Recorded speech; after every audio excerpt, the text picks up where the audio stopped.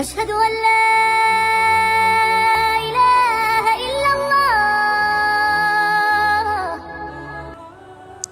الحمدللہ نحمدہ ونصلی علی رسولہ الکریم. آج میں انشاءاللہ آپ کے سامنے چھٹے پارے کا کچھ خلاصہ اور کچھ تفسیر اور کچھ منتخب آیات پیش کروں گا. اللہ تعالیٰ صحیح طرح سے کہنے کی، سننے کی، سمجھنے کی اور عمل کی توفیق عطا فرمائے. چھٹے پارے کی جو ابتدا ہوتی ہے، لا يحب اللہ الجہر بالسوء من القول الا من ظلم. اللہ تعالیٰ کو برا کلمہ پسند نہیں ہے، لیکن اگر کسی پہ ظلم ہو تو وہ اپنے دفاع میں ایسی بات کہہ سکتا ہے.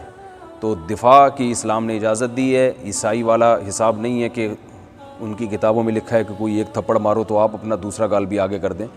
تو اسلام چونکہ دین فطرت ہے، تو اللہ نے فرمایا کسی کے ساتھ زیادتی ہو تو وہ بھی اپنے دفاع میں کچھ کلمات بول سکتا ہے. اہل کتاب یہ کہا کرتے تھے کہ ان تنزل علینا کتابا من السماء، کہ موسیٰ علیہ السلام تو کوہ طور پہ ڈائریکٹ تورات لے کے آ گئے تھے.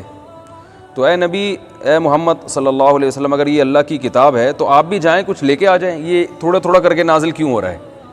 تو اللہ نے اس کا جواب دیا، دو جواب دیے. ایک تو ان یہود کے ان اعتراضات سے آپ پریشان نہ ہوا کریں. وجہ اس کی یہ ہے کہ یہ جب حضرت موسیٰ کتاب لے کر آئے تھے تو یہ کون سا ایمان لے آئے تھے؟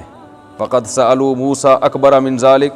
جب گواہوں کے طور پر حضرت موسیٰ ان کو لے کر گئے، 70 آدمی ان کے گئے گواہ بن کے، تو انہوں نے تورات دیکھی اپنی آنکھوں سے.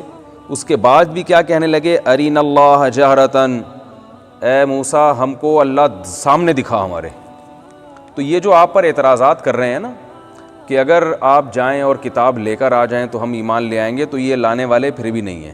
کیونکہ یہ ایسے ہی ہے نا، جیسے ہم کہتے ہیں بھائی تمہارا یہ مطالبہ ہے تو اس نے تو تمہارا مطالبہ پورا کر دیا تھا، اس کو تم نے کیا دیا اس کے بدلے میں؟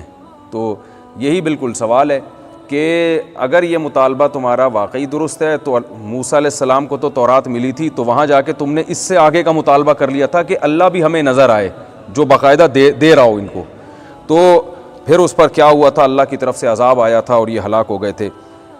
تو یہ تو جواب، اس کو کہتے ہیں الزامی جواب. الزامی جواب کا مطلب ہوتا ہے بھائی اگر تم اس دلیل کو ہمارے حق میں دلیل مانگ رہے ہو تو پھر اپنے حق میں بھی تو دلیل ہونی چاہیے نا. تو یہ ٹرم یاد کر لیں، اس کو کہتے ہیں الزامی جواب، کہ جو دلیل آپ ہمارے خلاف پیش کر رہے ہو وہی دلیل آپ کے خلاف بھی جاتی ہے. تو جب آپ کے خلاف جاتی ہے تو مانتے نہیں ہو، ہمارے خلاف جاتی ہے تو اس کو مان لیتے ہو. آج کل یہ بہت ہو رہا ہے، مارکیٹ میں بہت چل رہا ہے کہ بعض لوگ کہتے ہیں حدیث حجت نہیں ہے. یہ جو منکرین حدیث ہے نا، غامدی صاحب بھی یہ گڑبڑ بہت زیادہ کرتے ہیں. وہ کیا کرتے ہیں کہ پورا انہوں نے رسالہ لکھا ہے، میں نے ان کی کتاب پڑھی ہے، کہ جی خبر واحد جو ہے اس میں بہت ڈیٹیل بیان کی ہے، اتنی شرطوں کے ساتھ حجت ہے. اور ٹھیک ہے، کچھ شرطوں کے ساتھ خبر واحد حجت ہے، یہ تو فقہا بھی مانتے ہیں. انہوں نے کچھ اپنی طرف سے اور بھی لگا دی تاکہ ان کو جب حدیث کو رد کرنا پڑے نا تو وہ رد کر سکیں. لیکن جب خود وہ استدلال کرنا ہوتا ہے تو موضوع من گھڑت روایتیں بھی لے آتے ہیں، تاریخی قصے بھی اٹھا کے لے آتے ہیں وہ. تو یہ آج کل ہو رہا ہے کہ ایک نظریہ پہلے رکھا جاتا ہے، پھر اسے دوسروں پہ تھوپا جاتا ہے، پھر اسی کے حساب سے دلائل کو تراشا جاتا ہے. تو یہ مارکیٹ میں یہ بیماری بہت چل رہی ہے. تو یہ اللہ نے یہودیوں کو جو جواب دیا، یہ جواب تھا الزامی. اب تحقیقی جواب جو دلیل سے جواب ہے وہ یہ ہے، انا اوحینا الیک کما اوحینا الی نوح والنبیین من بعدی. اے نبی ہم نے آپ پر وحی ایسے کی ہے جیسے نوح علیہ السلام اور ان کے بعد جو سینکڑوں نبی آئے ہیں ان پر جو وحی کا انداز تھا، آپ پر بھی وحی ایسے نازل ہوئی. یہ تو اکیلے ایک موسیٰ تھے جو جا کے تورات لے آئے، ورنہ تو پیغمبروں پر جو نارملی وحی کا طریقہ تھا وہ وہی تھا جو محمد صلی اللہ علیہ وسلم پر ہے. فرمایا اوحینا الی ابراہیم و اسماعیل و اسحاق و یعقوب والاسباط. ابراہیم، اسماعیل، اسحاق، یعقوب اور ان کی اولادوں، اور عیسیٰ، ایوب، یونس و ہارون و سلیمان، و آتینا داود زبورا. تو یہ تمام پیغمبروں پر وحی اسی طرح نازل ہوتی تھی جبریل کے ذریعے. یہ تو ایک موسیٰ علیہ السلام تھے جن کو اللہ نے کلم اللہ موسیٰ تکلیما، براہ راست ہم کلام ہوئے. تو ان تمام پیغمبروں پر تم خود بھی ایمان رکھتے ہو اور وہ تمہارے بھی ایمان کا، یہودی بھی مانتے ہیں نوح علیہ السلام کو، موسیٰ علیہ السلام سے پہلے جتنے پیغمبر گزرے سب کو یہودی مانتے ہیں. تو یہ نبی صلی اللہ علیہ وسلم کے بارے میں آ کے ہی آپ لوگ تھوڑا سا ادھر بیٹھ جائیں نا بھائی، یہ ریکارڈنگ بھی ہو رہی ہے تو یہ بتا دیں، لوگ بڑے فاصلے سے بیٹھے ہوئے ہیں، تھوڑے سے لوگ بیٹھے ہوئے ہیں، ایسا نہ ہو کہ کوئی پولیس والا آ جائے بولے تم لوگ نے مجمع اکٹھا کیا ہوا ہے. تو ہمارے پاس دوسرا کیمرہ ہوتا تو ہم دکھا دیتے کتنے بیٹھے ہوئے ہیں. آگے ایک بہت اہم مضمون ہے اہل یہود کی اللہ نے خصلت بیان کی، یہ الٹے سیدھے اعتراض کر کے آپ پر ایمان نہیں لاتے، تو اللہ فرماتے ہیں انہوں نے اپنے پیغمبر کا حشر کیا ہے۔ موسیٰ علیہ السلام کے بعد اللہ نے کچھ وقت کے بعد عیسیٰ علیہ السلام کو بھیجا تھا، کتنے سارے معجزات اللہ نے قائم کر دیے ان کے برحق نبی ہونے پر، ان کو بغیر باپ کے پیدا کیا، لیکن پھر اللہ نے ماں کے گود میں ان سے کہلوایا کہ میں اللہ کا نبی ہوں، یہ معجزہ ظاہر کیا۔ پھر ان کے مردے زندہ ہو رہے ہیں اور پرندوں میں پھونک مار رہے ہیں تو وہ پرندہ بن کے اڑ رہا ہے، تو یہ دلائل کی انبار لگا دیے، اور پھر اللہ نے کیا کیا کہ ان کو زندہ آسمانوں پہ اٹھا لیا۔ تو یہ خود کنفیوز تھے کہ ہم نے قتل کس کو کیا ہے۔ تو اللہ فرماتے ہیں اتنے معجزوں کے بعد بھی حضرت عیسیٰ پہ یہ ایمان نہیں لائے، جس کی وجہ سے ہم نے ان کے دلوں پر مہر لگا دی ہے۔ تو اب ظاہر ہے جب آپ دلائل کا انکار کرتے رہیں تو آپ میں ڈھیٹ پن پیدا ہو جاتا ہے، تو ڈھیٹ پن پیدا ہو گیا تو ابھی آپ پر ایمان لانے والے نہیں ہیں۔ تو اب یہاں سے دیکھیے یہ جو سورہ نساء کی آیت نمبر 156 اور 157 اور 158، ان تینوں آیتوں میں اس بات کا تذکرہ اللہ نے کیا کہ حضرت عیسیٰ علیہ السلام کو قتل نہیں کیا گیا بلکہ وہ آسمانوں پہ زندہ اٹھائے گئے ہیں۔ فرمایا وَبِكُفْرِهِمْ وَقَوْلِهِمْ عَلَى مریم، ہم نے ان کے دلوں پر مہر لگا دی تھی اس لیے کہ انہوں نے کفر کیا اور حضرت مریم پر بہت بڑا بہتان لگایا کہ معاذ اللہ وہ بدکار ہیں، یہ بہتان انہوں نے لگایا۔ وَقَوْلِهِمْ، اور انہوں نے یہ بات کہی کہ اِنَّا قَتَلْنَا الْمَسِيحَ عِيسَى ابْنَ مریم، کہ ہم نے مسیح جو عیسیٰ جو اب مریم کے بیٹے ہیں، دیکھیں اللہ نے کتنے نام لیے ان کے، تاکہ کوئی کنفیوژن نہ رہے کہ کسی اور کی بات ہو رہی ہے۔ اور یہ جو قادیانی اور جناب پروفیسر غامدی صاحب اس میں مغالطہ کرتے ہیں نا کہ زندہ ہونے پر، وہ کنفیوژن باقی نہ رہے۔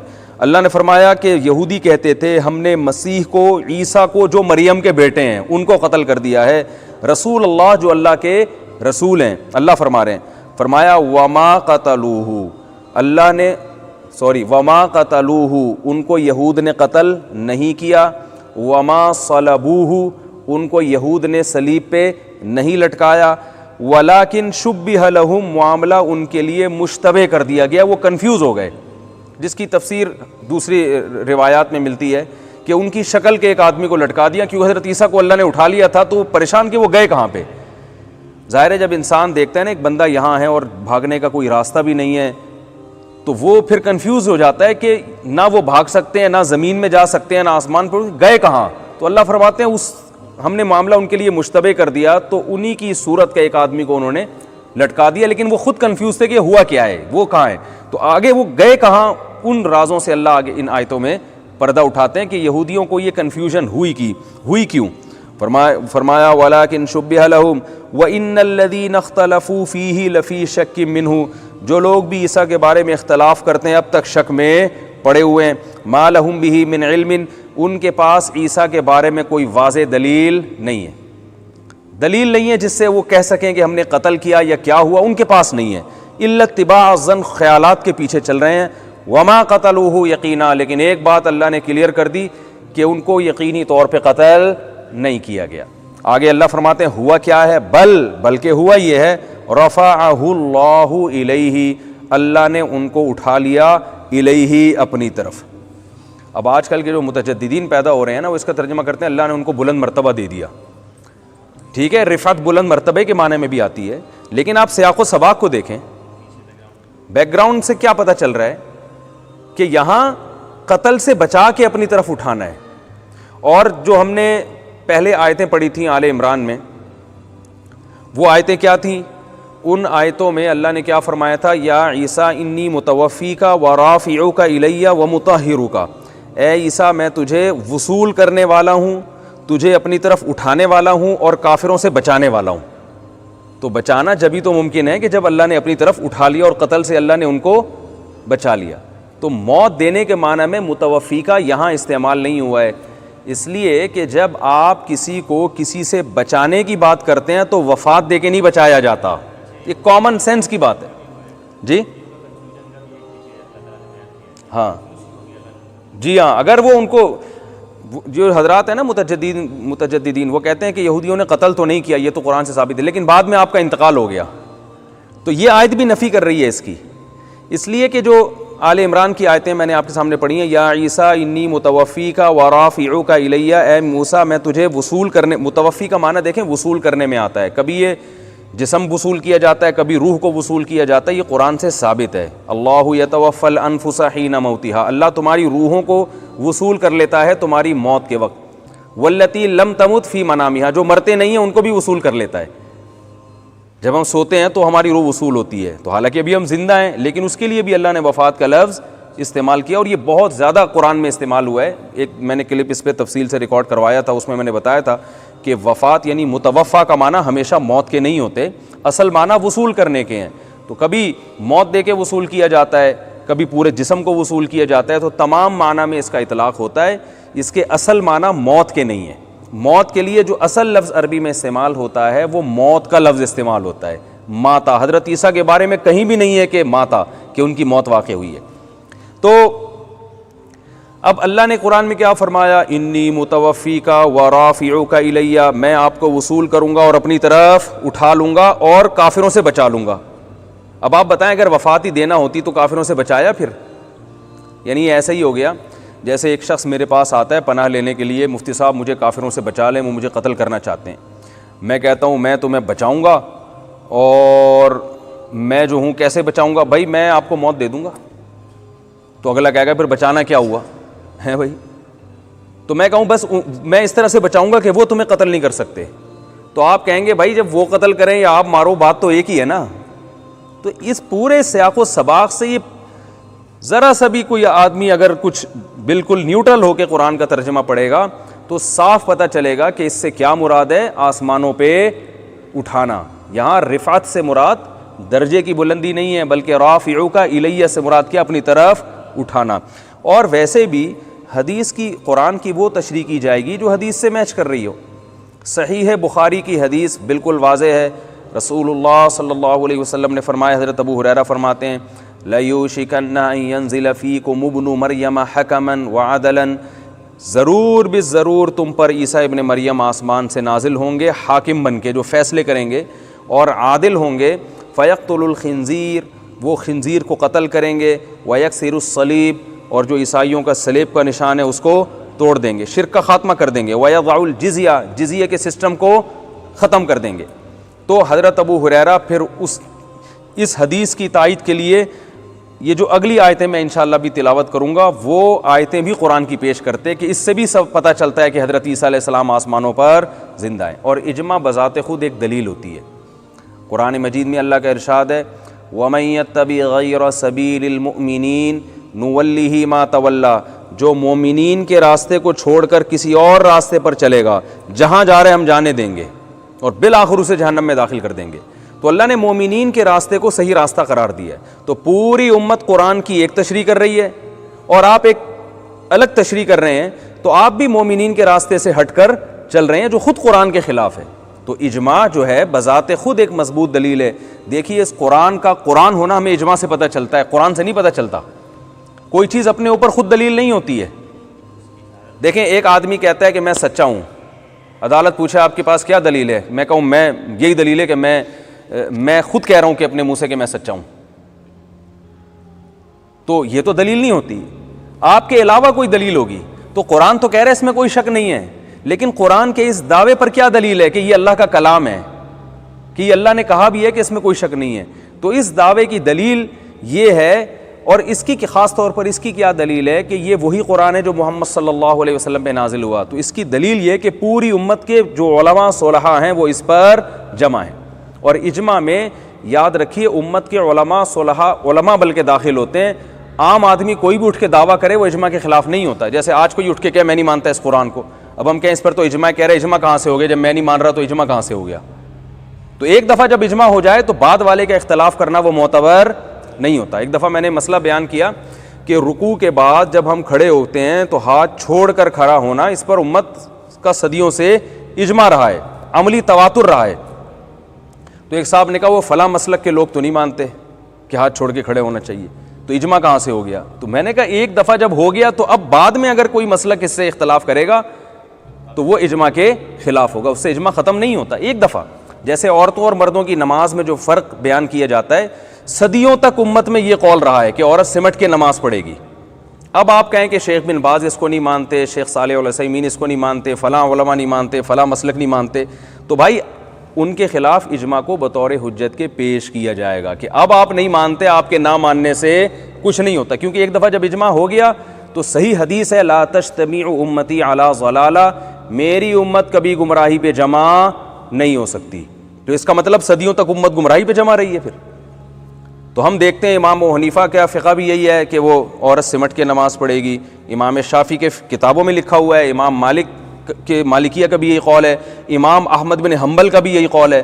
تو صدیوں تک تو انہی فقہ کو فالو کیا جاتا رہا ہے. تو ایک دفعہ جب اجماع ہو گیا اس کے بعد جتنے بھی دلائل کے تانے بانے ملا دیں اس کی کوئی حیثیت نہیں. اسی طرح یاد رکھو 20 رکعت تراویح پر بھی صدیوں تک اجماع رہا ہے, صدیوں تک. اور میں نے آڈیو جو بیان ریکارڈ کروایا اس میں درجنوں حدیثیں پیش کی ہیں صحابہ اور تابعین کے آثار. حدیث سے میری مراد یہاں پر صحابہ اور تابعین کے آثار پیش کی ہیں, جن میں ہمیں ایک روایت بھی ایسی نہیں ہے جس میں 8 رکعت تراویح کا تذکرہ ملتا ہو یا 12 کا ملتا ہو.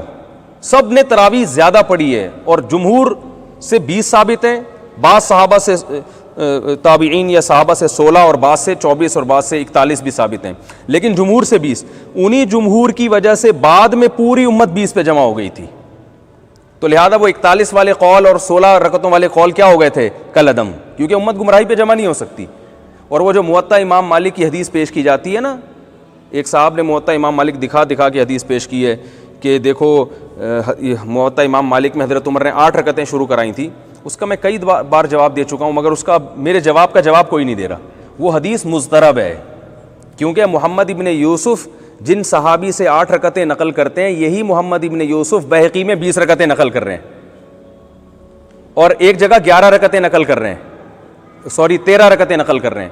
تو اس لیے علامہ ابن حجر رحمۃ اللہ علیہ جیسے جو علم حدیث کے ماہر تھے, انہوں نے کہا کہ یہ محمد ابن یوسف کا بیان قابل اعتبار نہیں ہے, اور اضطراب کی وجہ سے اس حدیث سے دلیل پکڑنا درست نہیں ہے.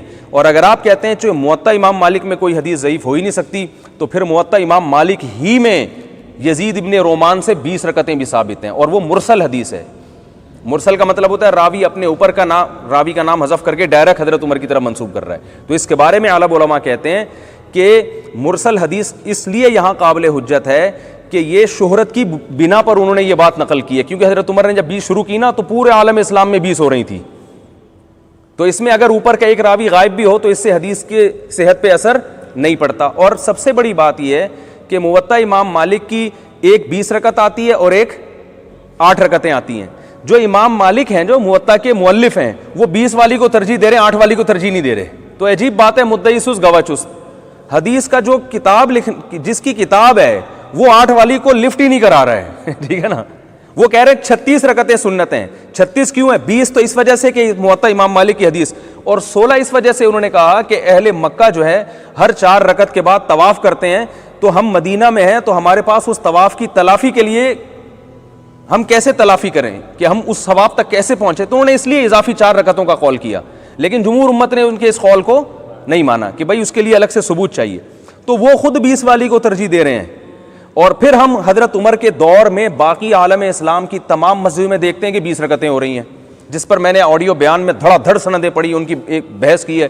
اتنی سندیں ہیں کہ آپ حیران ہو جاؤ گے. وہ میرا آڈیو بیان سنیں, آپ لکھیں مفتی طارق مسعود تراویح 8 یا 20 رکعتیں آڈیو بیان, اس طرح کریں, پورا بیان ہے. وہ دھڑا دھڑ اس میں روایت, ایک بھی نہیں ملتی کہ 12 پڑھی ہوں 8 پڑھی ہوں. تو بھائی وہ سارے پاگل تھے کیا معاذ اللہ.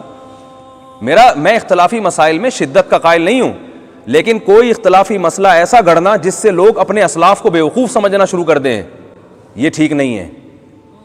تو عالم اسلام میں صدیوں تک 20 رکعتیں ہوتی چلی آ رہی ہیں. اور وہ جو حضرت عمر رضی اللہ تعالیٰ عنہ سے حضرت عائشہ سے حدیث پیش کی جاتی ہے صحیح بخاری کی کہ نبی رمضان اور غیر رمضان میں 8 رکعتیں پڑھتے تھے, اس کا تراویح سے دور دور کا بھی کوئی تعلق نہیں ہے. وہ تو رمضان اور غیر رمضان دونوں میں ہوتی تھی.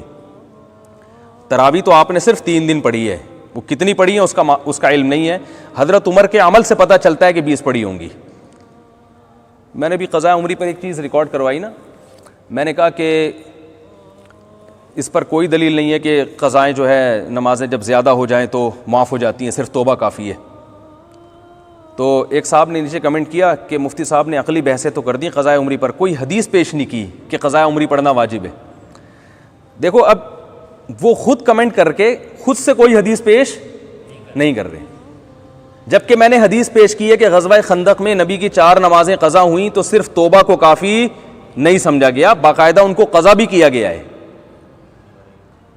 تو اب 4 نمازیں قضا ہوں تو وہ تو بغیر قضا کے معاف نہیں ہو رہی، اور 4000 نمازیں قضا ہوں وہ صرف توبہ سے معاف ہو جائیں گی۔ اس کی آپ کے پاس کوئی دلیل ہونی چاہیے، خود کے پاس ایک ککھ بھی روایت نہیں ہوتی اور ہم سے مطالبہ کر رہے ہوتے ہیں کہ بغیر دلیل کے جناب یہ فتوے دے رہے ہیں حدیث میں۔ اور میں نے حدیث اس میں پیش بھی کی تھی، البینۃ علی المدعی والیمین علی من انکر، یہ صحیح حدیث ہے کہ نبی صلی اللہ علیہ وسلم فرمائے دلیل اس کے ذمہ ہے جو دعویٰ کرتا ہے۔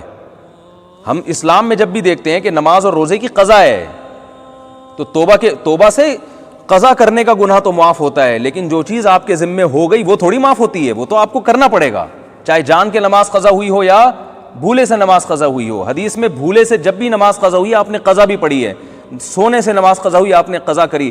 یہ جو سونے میں اور جان کر نماز قضا کرنے میں فرق کیا ہے، اس فرق پر آپ کوئی حدیث پیش کریں کہ جی بھولے سے قضا ہوتی ہے تو پھر تو قضا پڑھنی ہے، جان کر پڑھنی ہے تو پھر قضا نہیں ہے، جبکہ ہمارے پاس دلیل ہے دلالت النص کہ جب بھولے سے قضا ہوئی جس میں انسان مجرم نہیں ہے تو وہ بھی توبہ سے معاف نہیں ہوتی، قضا پڑھنی ہے، تو جان کر تو بڑا مجرم ہے، اس پہ آپ قضا کو کیسے ساقط کر رہے ہیں؟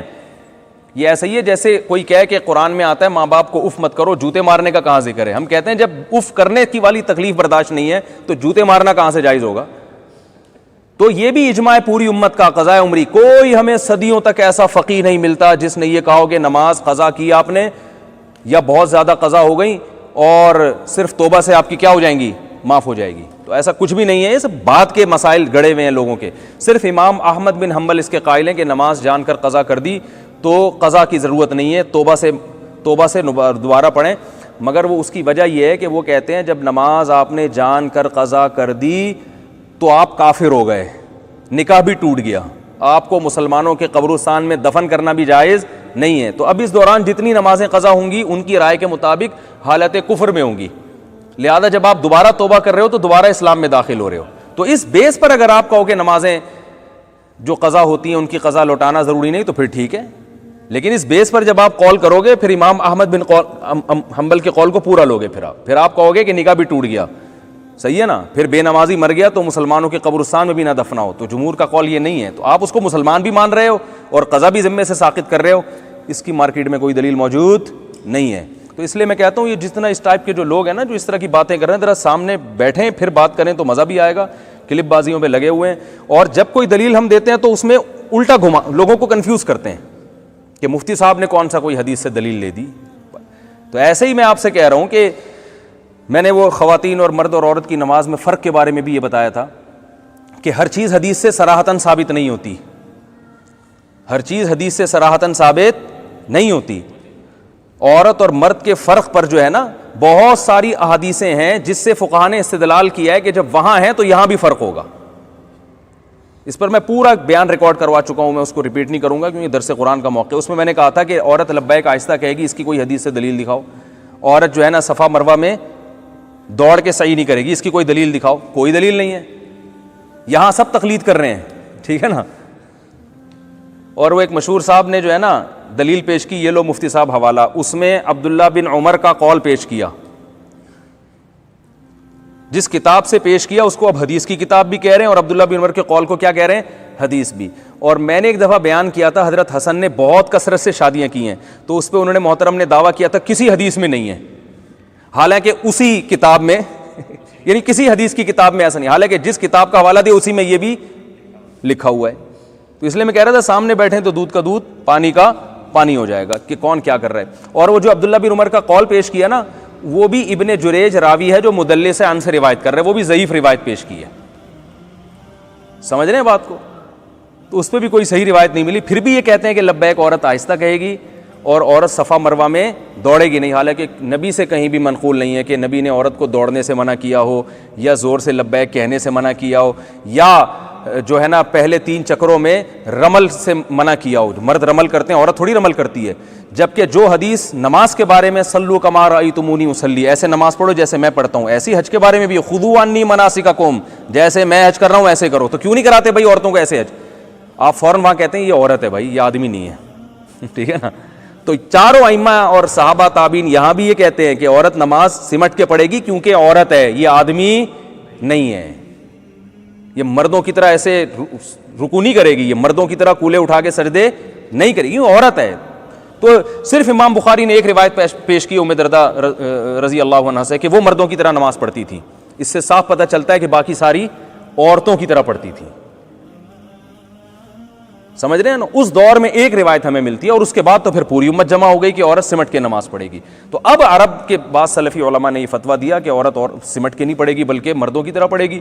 تو ٹھیک ہے, علماء ہمارے لیے قابل احترام ہے, مگر ان کا یہ قول ہمارے لیے قابل قبول نہیں ہے. اور میں کہتا ہوں پھر بھی اگر کوئی نہیں مانتا ائمہ اربعہ کی اس بات کو, تو آپ کی دلیل کمزور ہونے کے باوجود آپ دوسرے پہ طنز ایسے کرتے ہیں کہ جیسے آپ سے بڑا محقق دنیا میں کوئی پیدا ہوا نہیں. اور جو اس قول کو لے رہا ہے اس کو اندھا مقلد کہتے ہیں, اس کو کہتے ہیں انفن فی الماء وسطن فی السماء, جہل مرکب بھی کہتے ہیں اس کو, کہ آپ کو اپنی کم علمی کا علم نہیں ہے اور آپ اپنی جہالت دوسروں پہ تھوپ کے دوسروں کو آپ کہہ رہے ہو کہ یہ, تو یہ صرف ہمیں نہیں آپ کہہ رہے, یہ ابو حنیفہ کو بھی کہہ رہے ہو آپ, امام شافعی جیسے محدث کو, امام احمد بن حنبل امام بخاری کے سینئر استاذوں میں سے ہیں, ٹھیک ہے نا, آپ ان کو بھی غلط. امام احمد بن حنبل نے صاف لکھا ہے کہ عورت سمٹ کے نماز پڑھے گی.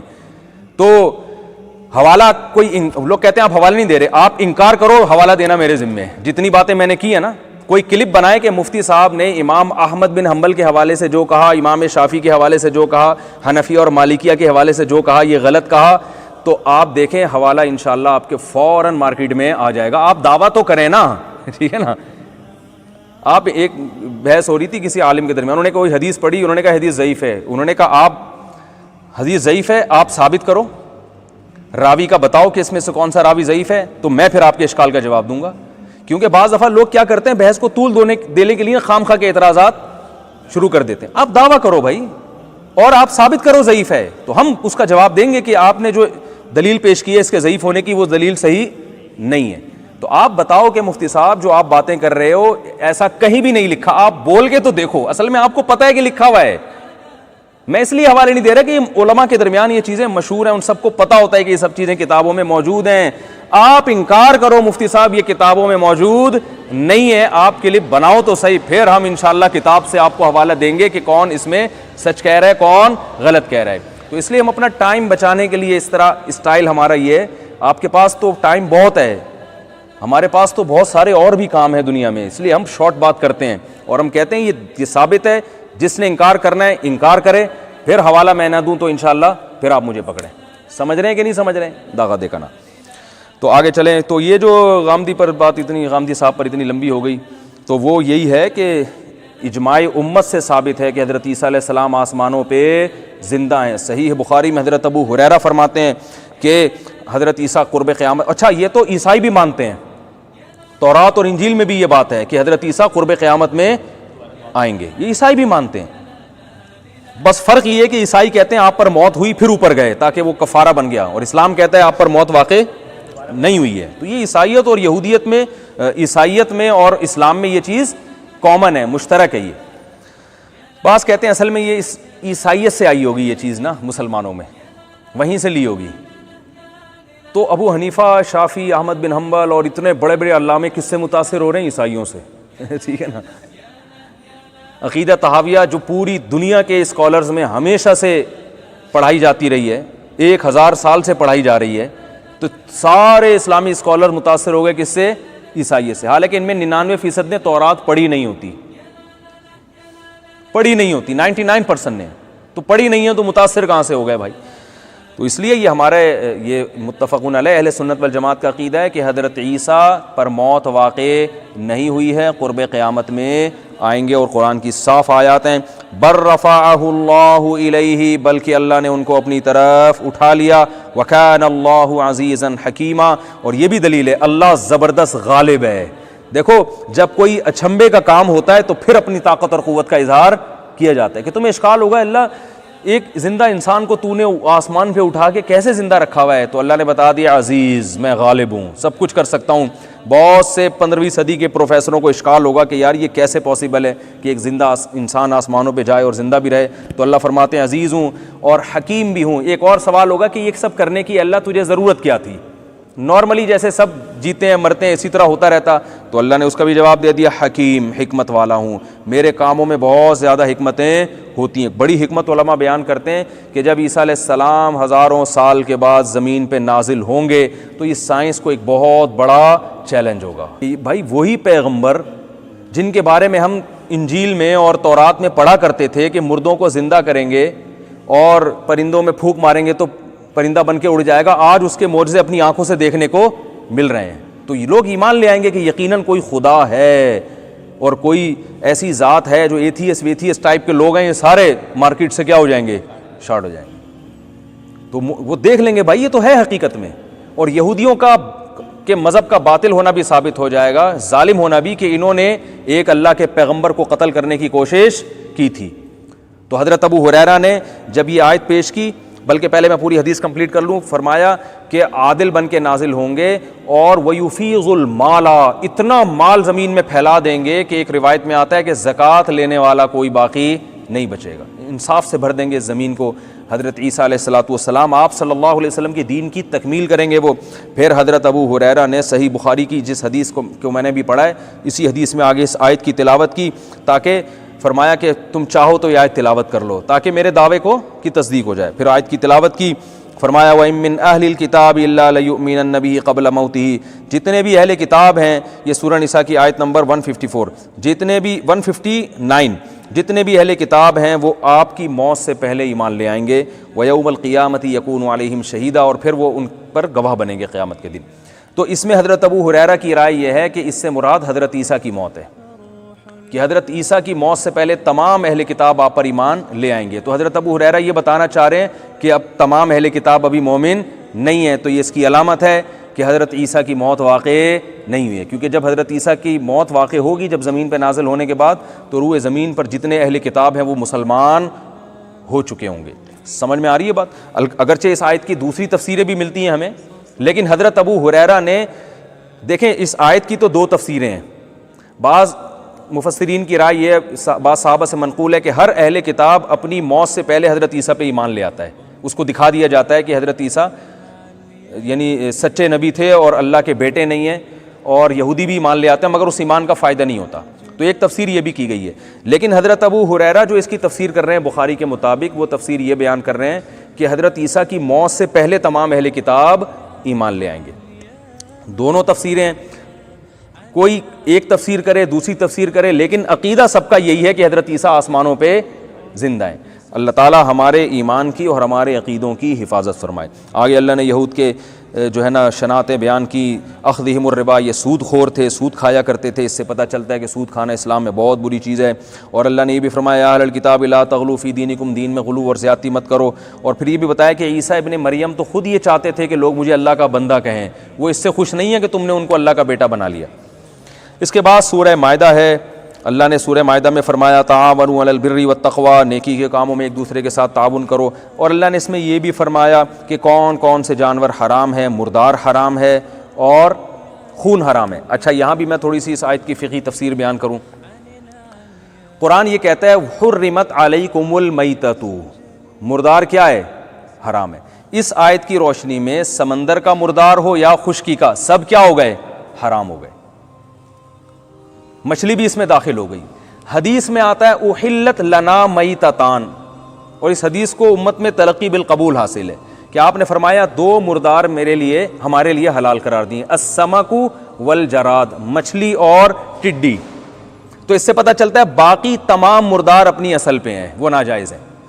تو یہ جو بعض متجددین حنفیہ پہ بہت سخت رد کرتے ہیں کہ یہ لوگ جھینگے کو صحیح نہیں سمجھتے، کیکڑے کو صحیح نہیں سمجھتے، ٹھیک ہے ہم مانتے ہیں اختلافی مسئلہ ہے، بہت سے ائمہ اس کے جواز کے قائل ہیں، لیکن اختلافی مسائل میں اعتدال کی راہ اختیار کرنا ضروری ہے۔ لوگ سمجھتے ہیں امام حنیفہ کو قرآن و حدیث نہیں آتا تھا، اگر آپ امام حنیفہ کے دلائل پڑھیں گے تو آپ کو پتہ چلے گا ان کو آپ سے زیادہ آتا تھا، اور وہ قرآن کو بہت زیادہ فالو کیا کرتے تھے۔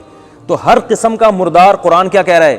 حرام ہے، اور حدیث سے پتہ چلتا ہے صرف دو مردار ہمارے لیے کیا ہیں؟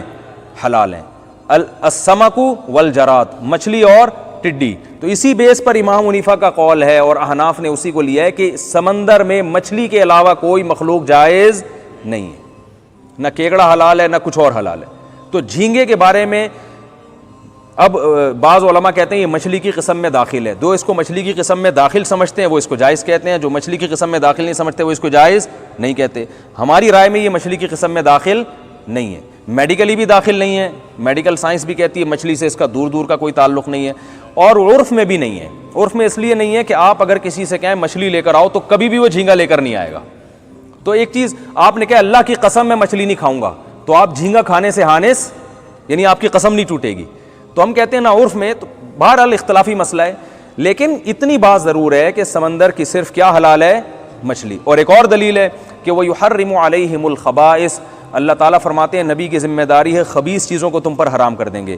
اگر آپ سمندر میں مچھلی کے علاوہ چیزوں کو بھی حلال قرار دیتے ہیں تو سمندر سے ایسا ایسا گند نکلتا ہے کہ آپ آدھا گھنٹے تک ناک کو پکڑ کے بیٹھو گے۔ تو پھر تو یہ سب چیزیں ہی حلال ہو جائیں گی جو بالاتفاق خبیث ہیں۔ لوگ سمندر کی جو مخلوق حلال ہے اس کی دلیل لیتے ہیں احل لکم صید البحر وطعامہ متاعا لکم وللسیارہ، کہ تمہارے لیے سمندر کا شکار اور اس کا کھانا حلال ہے، تمہارے لیے بھی اور مسافروں کے لیے بھی۔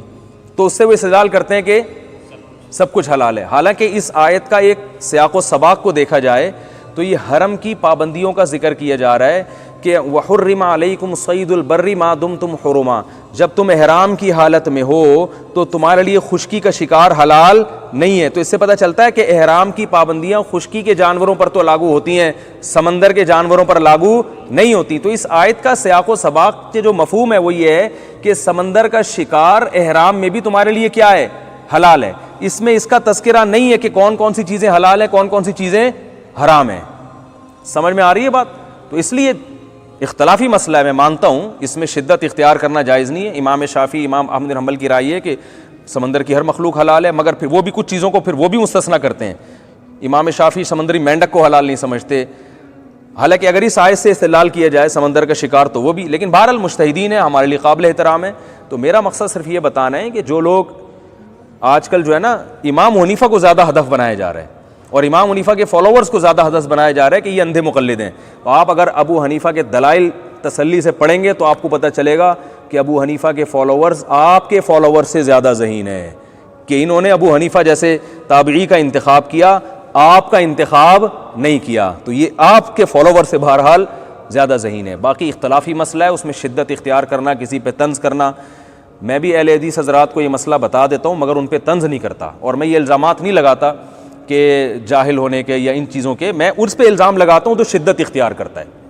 آپ ہماری رائے سے متفق نہیں ہے، کوئی مسئلہ نہیں ہے، اختلافی مسائل ہوتے ہیں علماء کے درمیان، لیکن آپ اگر ہمیں بیوقوف سمجھتے ہیں تو اسی پارے کے شروع میں اللہ نے فرمایا لا يحب اللہ الجہر بالسوء من القول الا من ظلم، کہ اللہ کو بری بات پسند نہیں ہے مگر جس پہ ظلم ہوا ہو۔ تو اگر آپ ہمیں سمجھتے ہیں کہ ہم اندھے مقلد ہیں، ہمیں کچھ بھی نہیں پتہ، تو پھر جو یہ ہمیں کہتا ہے ہم اس کو جواب میں شدت والا لہجہ اختیار کرتے ہیں، جو نہیں کہتا تو اختلافی مسائل ہیں بھائی، کوئی یہ رائے پر عمل کر رہا ہے، کوئی دوسری رائے پر، جس کو جو رائے سمجھ میں آتی ہے عمل کرے۔ آگے چلتے ہیں، آج بیان تھوڑا لمبا ہو گیا لیکن یہ اہم آیتیں تھیں۔ اسی میں ایک اور مسئلہ بیان کیا جا رہا ہے، فرمایا وما اہل لغیر اللہ بہ والمنخنقۃ والموقوذۃ والمتردیۃ والنطیحۃ، یہ خوب اچھی طرح سمجھیں، حرام چیزوں کا تذکرہ چل رہا ہے، اس میں اللہ نے فرمایا وہ جانور جو گلا گھونٹ کے مار دیے جائے وہ بھی تمہارے لیے کیا ہے؟ حرام ہے۔ اس میں کوئی تفصیل نہیں ہے کہ اللہ کا نام لیا جائے یا نہ لیا جائے، تو گلا جانور کا گھونٹ کے مارا 100 دفعہ بھی اللہ کا نام لیں گے پھر بھی جانور کیا ہو جائے گا؟ بولو نا بھائی، حرام۔ اس پہ پوری امت کا اتفاق ہے۔ آگے فرمایا والموقوذۃ، جو پتھر لگنے سے ہلاک ہوتا ہے جانور وہ بھی کیا ہے؟ تمہارے لیے حرام ہے۔ نہیں، آپ نے جانور کو زور سے پتھر کھینچ کے مارا، ڈنڈا کھینچ کے مارا، کوئی بھی ایسی چیز جس میں دھار نہ ہو، تیر کا شکار حلال ہے، چاقو کا شکار حلال ہے، اس پر پوری امت کا اجماع ہے۔ تو جو چوٹ کی طاقت سے مرے گا وہ بھی کیا ہے؟ بولو بھائی، حلال ہے۔ اس میں اللہ نے یہ نہیں بیان کیا کہ اس سے خون نکلے یا نہ نکلے۔ مثال کے طور پر آپ کسی جانور کو پتھر مارتے ہو بہت زور سے، اتنا زور سے کہ وہ پتھر لگنے سے اس کی بلیڈنگ شروع ہو جاتی ہے، تو پوری امت کا اجماع ہے کہ وہ جانور حلال نہیں ہوتا، چاہے بسم اللہ پڑھ کے مارا ہو۔ اسی بیس پہ ہم کہتے ہیں کہ گولی میں اگر آگے نوک نہیں ہے، دھار نہیں ہے تیر کی طرح کی، تو اس کا شکار بھی جائز نہیں ہے۔ اب بہت سے حضرات گولی کے شکار کو حلال کہتے ہیں اور دلیل یہ دیتے ہیں کہ وہ گھس جاتی ہے اور وہ کیا کرتی ہے, خون بہا دیتی ہے, جیسے تیر خون بہا دیتا ہے. تو تیر کے خون بہانے میں اور گولی کے خون بہانے میں فرق ہے. گولی اپنی پھینک کی طاقت کی وجہ سے خون بہاتی ہے, دھار کی وجہ سے نہیں, جبکہ چاقو اور یہ جو تیر ہے یہ اپنی کٹ کرنے کی جو صلاحیت ہے نا, دھار, اس دھار کی وجہ سے خون بہاتی ہے. تو اس لیے گولی پتھر کے حکم میں ہے. پتھر ہاتھ سے اگر زور سے مارو تو سب کہتے ہیں اس کا شکار حرام ہے, چاہے اس میں خون نکل جائے. تو وہ ہاتھ میں پاور نہیں ہے, آپ نے اس کے لیے ایک بندوق کا استعمال شروع کر دیا, بندوق کی طاقت سے آپ نے اس کو پھینک دیا. تو پھینکنا ہلکی اسپیڈ سے ہو یا زیادہ اسپیڈ سے, اس سے حلال و حرام ہونے پر کوئی فرق نہیں پڑتا. تو اس لیے بندوق کا جو شکار ہے وہ بھی ہمارے نزدیک حلال نہیں ہے اسی آیت کی روشنی میں, کیونکہ وہ کیا ہے, موقوذہ میں شامل ہے. وقذ کہتے ہیں پھینکنا, ہاتھ سے پھینکیں یا گولی سے پھینکیں, چونکہ اس میں دھار نہیں ہے. ہاں کوئی ایسی بندوق ہو, ایسی گولی ہو جس میں آگے بالکل تیز نوک ہو کہ وہ نوک کی وجہ سے اگر آپ ہاتھ سے بھی اس کو کسی چیز کو کاٹنا چاہیں تو کٹ جائے. جیسے تیر جو ہے نا, اگر ہاتھ سے رکھ کے بھی کسی کے یوں گھسایا جائے تو آرام سے گھس جائے گا. تو یہ معیار ہے. تو وہی تیر آپ گولی سے رکھ کے چلائیں یا ہاتھ سے ماریں, ایک ہی بات ہے. لیکن پتھر چاہے ہاتھ سے پھینکیں یا اسے بندوق میں رکھ کے پھینکیں, بارود کی طاقت سے پھینکیں, قرآن کی روشنی میں الموقوذہ کیا ہے, حرام ہے. تو اس سے ہی پتہ چلتا ہے کہ یہ جو گولی کا ہم شکار کرتے ہیں, بسم اللہ اللہ پر پڑھ کے بھی اگر جانور کو گولی ماریں گے, ذبح کرنے سے پہلے اگر وہ مر گیا تو وہ جانور حلال نہیں ہے, اس کا ذبح ہونا ضروری ہے. آپ گئے, اس میں جان تھی, آپ نے ذبح کر دیا, پھر حلال ہے. ہاں اس کو جو ہے نا ڈیمیج کر سکتے ہیں, ظاہر ہے پرندہ ہے تو اس کو کیسے پکڑیں گے, تو گولی سے ہی ماریں گے نا. لیکن مرنے سے پہلے یہ ضروری ہے کہ آپ اس کو چھری سے ذبح کر دیں. چھری سے اگر آپ نے ذبح نہیں کیا تو وہ موقوذہ میں داخل ہے. آگے اللہ نے فرمایا والمتردیۃ والنطیحۃ, چوٹی سے گر کے کوئی جانور ہلاک ہو گیا تو وہ بھی آپ کے لیے کھانا حلال نہیں ہے, پہاڑ کی بلندی سے. اب دیکھیں اس میں بھی چاہے خون نکلا ہو یا نہ نکلا ہو, اب آپ نے کیا کیا, توپ میں بھر کے جانور کو فائر کر دیا اور آپ نے کہا یہ آلہ جارحہ ہے اور اس سے تو سارا بلڈ نکل جائے گا اس کا, تو حلال ہوگا؟ اس لیے کہ گرا ہے, دھکا دے کے گراؤ یا بندوق کی طاقت سے گراؤ. تو بیائی نہیں, یہی ہم پتھر کے بارے میں کہتے ہیں, ہاتھ سے مارو یا بندوق میں رکھ کے مارو, وہ پتھر لوہے کا ہو یا سادہ پتھر ہو, فرق اس سے کوئی نہیں پڑتا. اصل بات یہ کہ ایسی چیز ہونی چاہیے جس میں دھار ہو. چھری کا حلال کیوں, اس میں دھار ہوتی ہے. تبھی فقہاء نے لکھا ہے کہ بھئی پتھر اگر بہت دھار والا ہے تو اس سے ذبح کرنے سے بھی جانور حلال ہو جائے گا, اور اس کی دھار کی علامت یہ کہ وہ ہاتھ سے بھی گھسانا چاہو تو گھس جاتی ہے. تو گولی اگر اتنی نوکیلی ہے کہ بلیڈ ہے اس کے آخر میں اور وہ آپ ایسے بھی گھسانا چاہو تو گھس جاتی ہے, پھر وہ اگر بندوق میں رکھ کے بھی چلاؤ گے تو شکار کیا ہو جائے گا, حلال ہو جائے گا. والنطیحۃ, اسی طرح کوئی سینگ سے جانور نے ایک دوسرے کو مارا ہو تو وہ اس سے اگر جانور مر گیا تو وہ بھی کیا ہے, حرام ہے. وما اکل السبع, درندے جن جانوروں کو کھاتے ہیں وہ بھی کیا ہیں, حرام ہے. تو آگے کتے کا شکار کا بھی انہی آیتوں میں ذکر ہے. کتے کا شکار حلال کن شرطوں کے ساتھ ہے؟ قرآن میں آگے اللہ نے ارشاد فرمایا انہی آیات میں, وما علمتم من الجوارح, جن چیر پھاڑ جانوروں کو تم اگر شکار سکھا دو, مکلبین تعلمونہن مما علمکم اللہ, اللہ نے جو تمہیں علم دیا اس علم سے ان کو شکار سکھا دو اگر تم, تو وہ شکار تم کھا سکتے ہو. لیکن کون سا, مما امسکنا علیکم, جو تمہارے لیے روک کے رکھ لیں وہ. تو درندہ اگر کوئی جانور کھا لے گا تو وہ کھایا ہوا جانور آپ کے لیے حلال نہیں ہے, لیکن اس درندے کو آپ نے سکھایا کہ میرے لیے اس جانور کو شکار کر کے لاؤ, تو وہ جانور آپ کے لیے کیا ہے, حلال ہے. جیسے آپ جنگل میں گئے, میں وہاں تنزانیہ کے جنگل میں گیا, وہاں مسائی قوم تھی نا, وہ شکار کوئی جانور کھا کے جاتا تھا, بچا ہوا اٹھا کے لے آتے تھے وہ, بلکہ شیر کھا رہا ہوتا تو ڈنڈوں سے شیر کو مار کے بھگاتے اور وہاں سے اٹھا کے لے آتے. تو یہ انسانیت نہیں ہے, ٹھیک ہے نا, یہ غیرت کے بھی خلاف ہے. تو اس طرح کتے نے کچھ کھایا ہوا ہے, آپ نے کتے کو کہا چل بھائی جب میں آ گیا تو تجھے کتا پن دکھانے کی کیا ضرورت ہے, ٹھیک ہے نا, آپ نے ایسا کیا اور اس کو وہاں سے بھگایا, تو یہ حلال نہیں ہے. لیکن اگر آپ نے کتے کو سکھایا شکار, وہ ایک مخصوص طریقے سے سکھایا جاتا ہے, تو قرآن کہہ رہا ہے وہ کتا اگر تمہارے لیے شکار کر کے لاتا ہے تو اس میں تمام فقہاء کا اتفاق ہے کہ آپ کے لیے کتے نے اگر جانور کو شکار کیا اور آپ نے بسم اللہ اللہ اکبر پڑھ کے اس کتے کو چھوڑا تھا اور وہ اس کتے نے وہ شکار کیا اور آپ کے وہاں پہنچنے سے پہلے وہ شکار مر گیا, تو بھی وہ آپ کے لیے کیا ہے, حلال ہے. لیکن آپ اگر وہاں پہنچے اور وہ زندہ تھا پھر آپ کو ذبح کرنا پڑے گا, ذبح نہیں کیا تو پھر حلال نہیں ہوگا.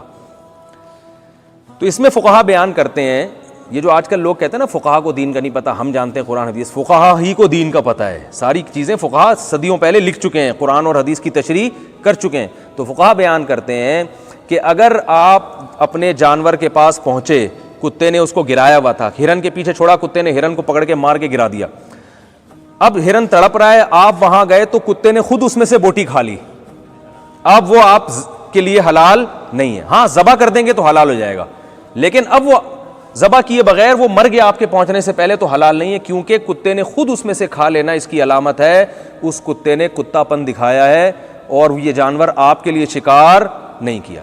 تو یہ ضروری ہے کہ وہ خود اس میں سے بالکل نہ کھائے, وہ پورا جانور اٹھا کے آپ کے قدموں میں پیش کر دے, پھر آپ اسے اگر کچھ اپنی مرضی سے کھلانا چاہیں تو کھائے, ورنہ وہ آرام سے بیٹھ جائے. صحیح ہے نا. تو وہ کتے کا شکار حلال ہے جو شکار کے دوران کتے پن پہ نہ آئے, ٹھیک ہے نا.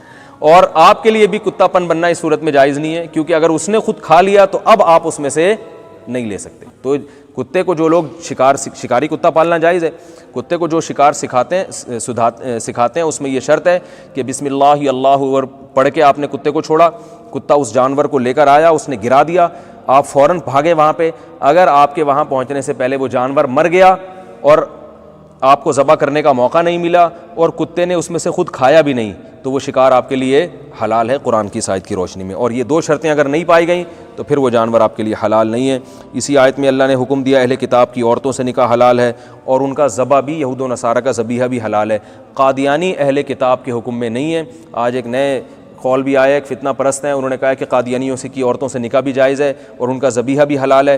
اس بارے میں کلپ ریکارڈ کرا چکا ہوں کہ قادیانی یہود و نصارہ کا حکم میں نہیں ہے, بلکہ وہ ان سے بدتر ہیں. ٹھیک ہے, بد اخلاقی اور لڑائی جھگڑا کسی سے جائز نہیں ہے, لیکن قادیانیوں کا حکم اکارڈنگ ٹو شریعہ وہ یہود و نصارہ جیسا نہیں ہے. ان کی عورتوں سے نکاح بھی حلال نہیں اور ان کا ذبح کیا ہوا کھانا بھی حلال نہیں ہے. اور اس پہ میں دلائل کیا ہے یہ میں ریکارڈ کرا کے اپلوڈ کرا چکا ہوں. آگے اللہ نے انہی آیتوں میں حکم دیا کونوا قوامین للہ شہداء بالقسط, ایمان والو ہمیشہ انصاف کے ساتھ گواہی دیا کرو اور کسی قوم کی دشمنی میں اعتدال سے تجاوز مت کرو. اگر تمہیں دشمنی ہے تو ایسا نہ ہو کہ تم اس دشمنی میں حد سے تجاوز کر جاؤ, جیسے سیاسی لوگ کر رہے ہوتے ہیں کہ سامنے والے کے اچھے کاموں کو بھی برا کہنا اور اپنے برے کاموں کو بھی اچھا کہنا, اور وہ اپوزیشن وہ اس کے ساتھ یہی کر رہے ہوتے ہیں کہ یہ سارے یہی ہو رہا ہے کہ دشمنی میں اس کے اچھا بھی برا اور اپنا برا بھی اچھا, اور ان کا بھی ایسا ہی ہے. دوسرے کون سے دودھ کے دھلے ہوئے ہوتے ہیں, وہ بھی یہی کر رہے ہوتے ہیں کہ سامنے والے کے اچھے کو بھی برا اور اپنے برے کو بھی. اپنے ہر برے کام کی کوئی بہت بڑی حکمت اور مصلحت ہے جو آج تک کسی کی سمجھ میں, قائد کے علاوہ کسی کی سمجھ میں نہیں آئی. ہر لیڈر کا قائد ہوتا ہے نا, پی ٹی آئی والوں کے قائد عمران خان ہے, مسلم لیگ کے قائد نواز شریف ہیں, جمعیت کے قائد مولانا فضل الرحمان ہیں. تو ہر سیاسی تنظیم میں مارکیٹ میں یہی چل رہا ہے کہ ان کے اپنے سیاسی لیڈر کچھ بھی کریں حکمت, دوسرا والا بھی آئی نہیں وہی کام کرے گا کرپٹ ہے. تو ٹھیک ہے بعض کاموں میں واقعی حکمت بھی ہوتی ہے, لیکن فیصلہ تو کریں واقعی حکمت تھی بھی کہ نہیں تھی. آپ نے تو ایک لیبل لگایا ہوا ہے, ایک ٹھپا لگایا ہوا ہے کہ بس جیسے وہ جنرل ضیاء کے دور میں ریفرینڈم ہو رہا تھا, تو میرے بھائی نے مجھے بتایا کہ جنرل ضیاء نے ریفرینڈم کیا تھا نا کہ اسلام پسند ہے یا نہیں. ہم چھوٹے بچے تھے اس وقت, بہت چھوٹے تھے اس وقت. یہ تھا کہ اگر اسلام پسند ہے تو ہاں پہ ٹھپا لگا دو, ہاں کا مطلب میں دوبارہ 5 سال کے لیے صدر بن رہا ہوں. ٹھیک ہے, اگر اسلام پسند نہیں ہے تو نہ پہ ٹھپا لگاؤ. اب اپنے آپ کو کیا کر دیا کہ بھئی اسلام سے تعبیر کیا. اب پبلک پریشان ہے یار, نہ لگاتے ہیں تو اسلام سے ہی خارج نہ ہو جائیں, اسلام کو کون پسند. تو نہ کا مطلب یہ کہ میں اگلے 5 سال کے لیے نہیں آ رہا, اور ہاں کا مطلب ہے اسلام پسند ہے تو اس کا مطلب تم مجھے اگلے 5 سال کے لیے چاہتے ہو. تو میں چھوٹا تھا لیکن ہم بھی تھے یار, یہ ہو کیا رہا ہے. تو ہماری پھپھو تھیں, اللہ تھیں کیا ہیں, اللہ ان کی عمر میں برکت ہے, بہت بوڑھی ہو گئیں, وہ نہ پہ جا کے ٹھپا لگا کے آ گئیں. ہم نے کہا یہ کیا ظلم کیا. انہوں نے کہا بھائی مجھے اسلام پسند ہے, ضیاء الحق پسند نہیں ہے. ٹھیک ہے, ہم چھوٹے تھے لیکن بڑا ہنسے اس پہ نا. اچھا ہم نے کہا کیوں پسند نہیں کر رہے, وہ شکل کا اچھا نہیں ہے, نہیں ہے وہ, مجھے بوڑھا ہو گیا, وہ کوئی صحیح جوان آدمی ہونا چاہیے جو ہے نا چیف آف آرمی اسٹاف. تو ایسی بیچاری سیدھی سادی تھی. تو تھیں کیا ہیں, اللہ ان کی عمر میں برکت دے, وہ بار بار مجھے فون کریں وہ تھیں کیوں بنا دیا مجھے. ٹھیک ہے نا, تو مطلب ہے کہ اس وقت بہت ہی زیادہ سیدھی تھی. تو میرے بھائی نے مجھے بتایا کہ ہم وہاں گئے, وہ الیکشن جہاں ہوتا ہے نا, تو وہ لوگ دلچسپی نہیں لے رہے تھے, کیونکہ لوگ تو جمہوریت میں دلچسپی لیتے ہیں نا. تو کہتے ہیں ہم نے وہاں دیکھا کہ وہ ان کو کچھ لوگوں کو بٹھایا ہوا تھا کہ بھائی اتنے ووٹ پورے کر کے دینے ہیں. تو وہ جو الیکشن میں آفیسر ہوتا ہے نا, وہ کہہ رہے ہیں صبح سے بیٹھ کے کیا کر رہا تھا, ٹھپے لگا لگا کے صفحے کے، یہی ہوتا ہے الیکشن میں، ٹھیک ہے، اس کا کام تھا بھائی تو بس ٹھپے لگا، ہاں پہ لگا لگا کے نہ چل. تو بے آئینی یہی حال سیاسی لیڈر ایک دوسرے کے خلاف کرتے ہیں. اپنے کارکنوں کو بتایا ہوا تھا دیکھنا وہ جو بھی کام کرے گا نا اس پہ نا کا ٹھپا لگا دینا، یہ صحیح نہیں کر رہا. اور ہمارے قائد جتنا بھی غلط کریں ہاں کا ٹھپا لگانے. بہت اچھا حکمت اور مصلحت سے بھرپور فیصلہ کیا اس دفعہ ہمارے لیڈر نے، ٹھیک ہے نا. اسی کو کہتے ہیں لیڈرشپ، اسی کو کیا کہتے ہیں؟ قیادت. تو یہی اللہ نے قرآن میں فرمایا لا یجرمنکم شنآن قوم علی الا تعدلوا، کسی قوم کی دشمنی میں حد سے تجاوز مت کرو، عدل کا راستہ مت چھوڑو. اللہ اعدلوا فرمایا عدل سے کام لو، یہی تقوی کے زیادہ قریب ہے. بس یہ ایک دو آیتیں پڑھ کے ختم کرتا ہوں. یہ تو چونکہ بہت لمبا ہو گیا تو میرا خیال ہے یہ خلاصہ ہم پھر کل مزید آدھے پارے کا خلاصہ بھی باقی ہے، کیونکہ آج احکام اور مسائل بہت زیادہ ہو گئے تو وہ آدھے پارے کا خلاصہ انشاءاللہ میں کل بیان کروں گا. تو چھٹے پارے کو ہم 2 حصوں میں تقسیم کر دیں، کوئی گورنمنٹ کی طرف سے پابندی نہیں ہے اس پہ. اللہ تعالیٰ سمجھنے کی عمل کی توفیق عطا فرمائے.